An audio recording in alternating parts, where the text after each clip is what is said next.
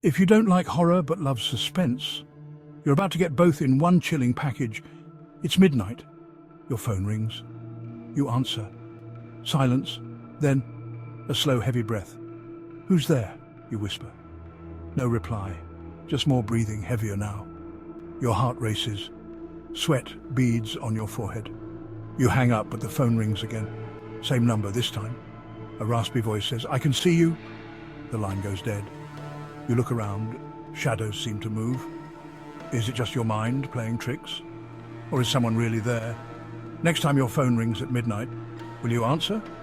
Or let it ring and wonder? Tales from beyond the shadows.